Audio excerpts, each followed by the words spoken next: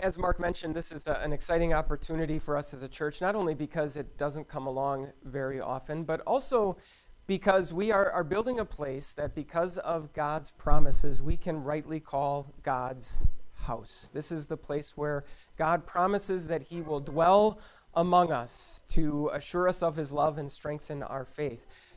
The very first time a house like this, at least a permanent house, was built for God was when the temple was first built. It was a temple that was planned by David and eventually built by his son Solomon. And as we read about the building of the temple, there's something very interesting and I think instructive that happens in 1 Chronicles chapter 29. First of all, King David, after sort of amassing the national wealth that was going to go to the project, David said this: "In my devotion to the temple of my God, I now give my personal treasures of gold and silver for the help of my God." So David stood up and said, here's what I'm going to contribute. Then we're told that the leaders of the families, the officers of the tribes of Israel, the commanders of thousands and commanders of hundreds, and the officials in charge of the king's work gave willingly. So they too stood up, made their contributions, and took a lead. Both of these not as a way to make themselves stand out, not as a way to brag, not as a way to put any sort of guilt trip on the rest of the people, but really to share with them the joy, the privilege, and the honor that it was to contribute to a project like this. And so it's interesting that we hear what we hear as far as how the people responded. It says, "The people rejoiced at the willing response of their leaders, for they had given freely and wholeheartedly to the Lord."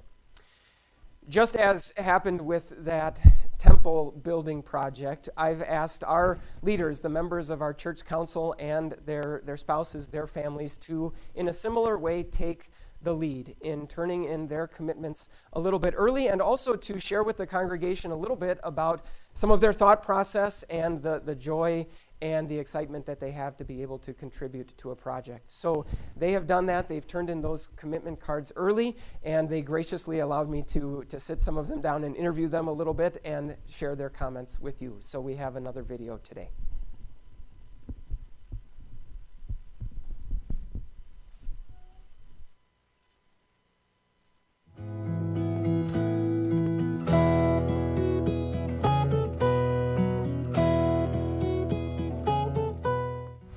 So thankfully we have been involved in the building committee for quite some time, and that has helped us to have no shortage of opportunity to mull over it and pray about it. And really, as things got closer over the last 6 months, it became more real, and I was able to, start playing around with numbers that would potentially work for us. And we landed on one that will probably stretch us a bit, but since it is a finite amount of time, and if for whatever reason things need to rearrange to make that work, we think that we could accommodate that. We were being proactive. When they did the campaign for land, we thought the next natural progression is money for a church. So we started putting money away every month already. And we decided we're going to do initial as well as ongoing one too, and then reevaluate on a monthly basis. It was really a matter of looking really hard at our budget and figuring out what we could put off, what can we delay, where can we cut back, and sometimes there's just not a lot of room, but when you think about what an impact it will make over the long run, we just want to. There's a big trust involved too, because obviously this is an uncertain time, and the temptation is to say, and maybe wisely so, even from the world's perspective, let's just keep our money, let's just wait and see. It's sort of the gut reflex. Yeah. But then there's the trust that when we put our money back into God's hands, we know that He is not going to let that go to waste, and He's not going to leave us desolate either. Mm-hmm. The thought that has stuck with me from day one is about a rare opportunity it is. But how realistically this is probably a once-in-a-lifetime opportunity for most people. I don't have any actual stats to back it up, but I would think the vast majority of people, church-going people, can go their entire lives to a church or a variety of churches without ever being involved in a church building project. Oh, it's a great opportunity. It's a blessing for us to have that opportunity. And like I was talking with her on the way over 7 years ago to see when we started coming here or whatever and stuff, to see how many people were here and how many people we have grown to already now, and then the blessing we have to have that many people that we need to have a bigger facility. And so I think about the incredible patience that God has shown me to wait on me, and then to give me this opportunity to be part of a mission church, and then now a building project. That doesn't always happen. Not all mission churches make it. Not all mission churches build churches. And so I just think, what else can I do other than be as generous as possible with my time, talents, and money? Just in thankfulness for the great generosity that God has shown me with his patience. The impact of contributing to a project like this, and why it is such a unique event, is that you're going to create something that's going to last generations. Just really excited to see how we can better meet the needs that arise in Mount Horeb, and both within the congregation and outside of it, that we will have a new space that we can accommodate that in. That is just going to be great. And I also think it'll be good to have a space for people to see that we are sticking around, we're permanent, and it might be a little bit less intimidating for people to come visit and to see our location as well. Excited to be a part of something so grand. Spending money, in this case, on something that is never going to be gone. Telling the good news to people in Mount Horeb is an internal investment. It's never going to go away. And so, to me, there's a lot of freedom and joy in saying, let's just put our money there. Looking back, we're going to be able to say, in 2020, we bought land. In 2021, we built our church building. And that's pretty awesome to be part of that.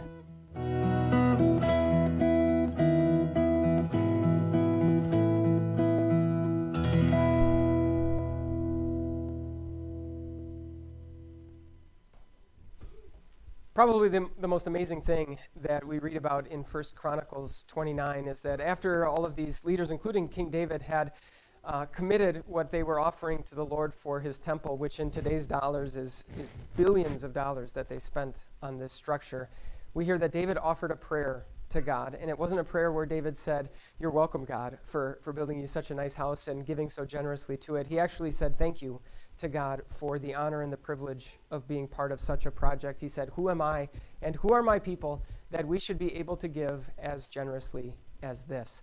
It really was an honor and a privilege to sit down with our church council families and hear them share exactly the same sentiment, the joy and excitement of being part of a project like this. As I mentioned, we asked them to turn in their commitments early, and we wanted to share with you the results of that today, hopefully as an encouragement to you as you got a chance to see some of their joy.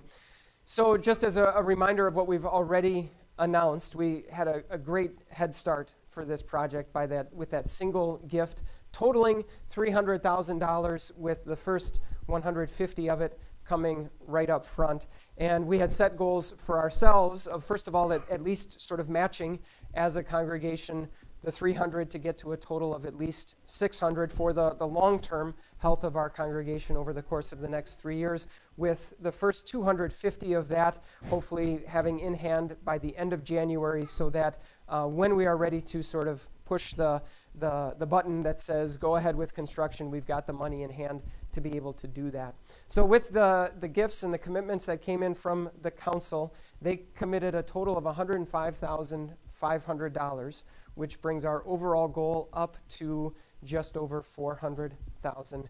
And that included upfront gifts of $66,100, which brings our short-term goal up to over the $200,000 mark. So again, I know they were honored to be asked to do that. I was honored to give them the opportunity to talk about that a little bit, and hopefully that's received in the spirit with which it was intended, namely as an encouragement to you as we all share in the joy and excitement of this project together.